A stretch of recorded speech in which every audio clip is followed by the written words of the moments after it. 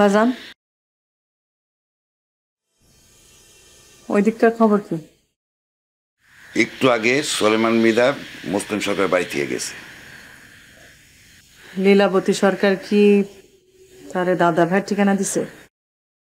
তা জানি না, তা আমার হিসাব কয় দেওয়ার কথা না। আমার হিসাব কয় দিব। যখন দেখবো সোলেমান মৃধা বেশি বাড়াবাড়ি করতেছে, তখন তারে মৃত্যুর মুখে ঠেলে দেওয়ার লেগা ঠিকানাটা দিব। অন চাইতেছে সোলেমান মৃধার লগে আপোষ করতে। এমনিও করা লাগবো, খলিল তার বিপদে আগায় আসে নাই। খলিল ভাই শিয়ান পাবলিক।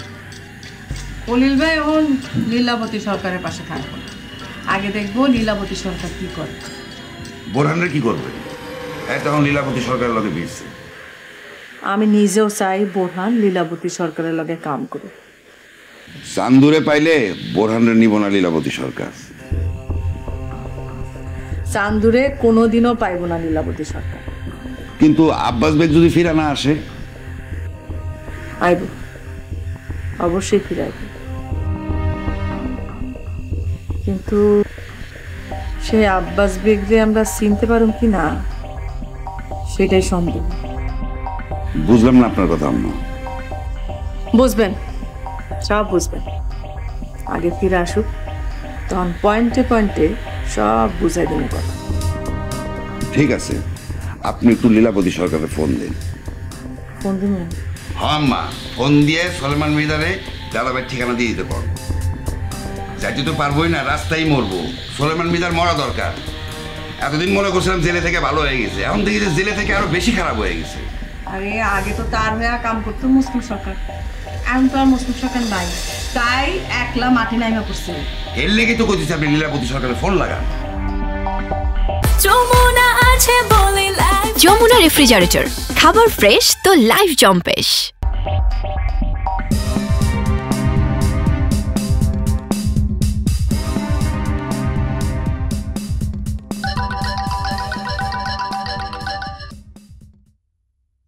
হ্যাঁ কন। খালি সোলেমান মৃধারে দাওয়াত দিয়ে খাওয়ালে চলবো? ফাইজলামি কথা রাখেন। কি করার জন্য ফোন দিছেন সেটা কন। সোলেমান মৃধারে নিয়ে কোনো কথা কওয়া আপনার লাগবো না। কেন, আপোষ করে ফেলেছেন? ওই সাবধানে কথা কন। এই লীলাবতী সরকার আপোষ করার মাইয়া না। না, আপনি যেমনি কইলেন যে সোলেমান মৃধারে নিয়ে কথা কওয়া লাগবো না, তাতে মনে হইলো যে আপনি আপোষ করে ফেলেছেন। তার লগে আপোষ না করলি খালি তারে দাদা ভাইয়ের ঠিকানাটা দিলাম। কি কইলেন? আপনার ভালো লেগেই করতেছে। ভালো লাগা না? আপনি তো আমার ক্ষতি চাইতেছেন। এইটা আমি কখনই চাই না। যেই মানুষরা সবসময় মানুষের পিছে লেগে থাকে, তারা সারা জীবন পিছনে পড়া থাকে, তারা কোনো সময় সামনের দিকে আগাইতে পারে না।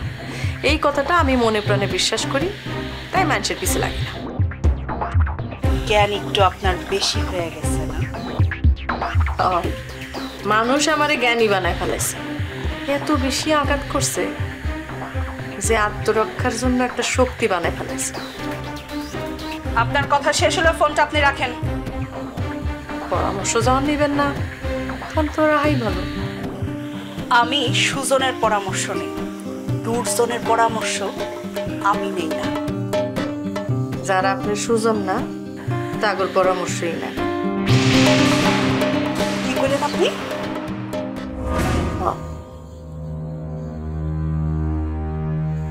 শুনলো না আমার কথা? মুখের উপর ফোন কাইটা দিছস না? তোরে আমি সোলেমান মৃধারে দেয়া সাইজ করুন, দেখবি তুই শুধু। না শুনো, আপনি ফোন দিয়ে তারা জানাইছেন, এটা আপনি দায়িত্ব পালন করছেন। শুনলে শুনুক, না শুনলে না শুনুক।